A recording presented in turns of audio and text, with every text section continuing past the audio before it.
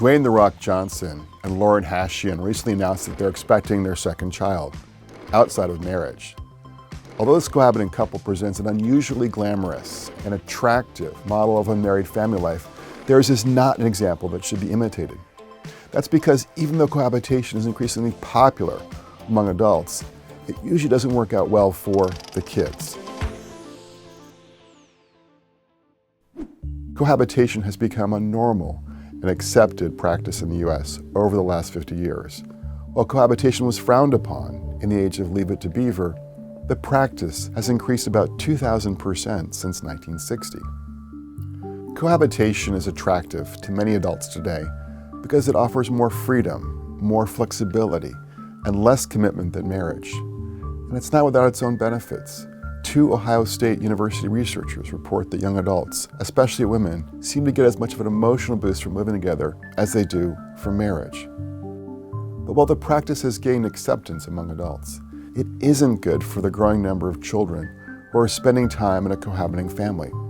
That's because for kids, their parents' commitment to one another is paramount. A warm, stable home life is necessary for kids to flourish, and parental commitment is a crucial part of maintaining such an environment. My own research indicates that children born to cohabiting parents are about twice as likely to see their parents break up compared to kids born to married parents. Even in countries like Norway and France, children are about 90% more likely to see mom and dad break up by the time they turn 12 if their parents are cohabiting versus married at birth. The risks are especially high when children face a revolving cast of caretakers and unrelated adults in the home, particularly when those unrelated adults are men. Let's compare the outcomes of 2 hypothetical, yet representative children. Sarah, a child living with her mom and a cohabiting boyfriend who is not her dad, and Amanda, whose parents are married. In grade school and middle school, Sarah will be more than 4 times more likely to experience serious emotional problems than Amanda. Sarah is also twice as likely to get expelled, suspended, or struggle in school. By high school, it's twice as likely that Sarah will have tried marijuana. But the biggest danger to Sarah is that she will face a much higher risk of physical, sexual, or emotional abuse.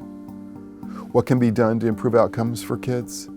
Well, for starters, policymakers could change regulations that end up penalizing marriage, especially for couples who are currently cohabiting. Today, more than 4 in 10 families in America receive some kind of means-tested government assistance, from Medicaid to food stamps. The expanding reach of the welfare state means that a substantial share of lower middle-class couples with children receive such aid, and many of these couples receive more generous support if they're unmarried and don't report their joint income. Federal and state governments should allow such couples to marry without losing their benefits.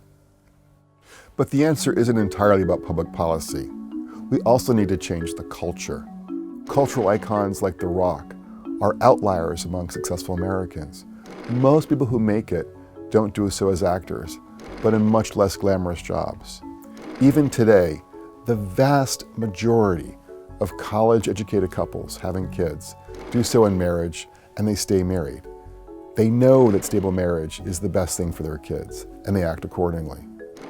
But this marriage mentality has lost ground among poor and working-class Americans who don't seem to appreciate as much how important marriage is for their kids, and who are more likely to have their children outside of marriage, in a cohabiting union. It's high time for our schools, media outlets, and yes, even Hollywood superstars to let their fellow Americans in on a little secret. It's best to get hitched before having children. So here's to hoping The Rock and Lauren Hashian will tie the knot before baby number 2 arrives. What do you think about cohabitation and kids? Let us know in the comments below. Also, let us know what other topics you'd like AI scholars to cover on reTHINK. And be sure to subscribe for more videos and research from AEI.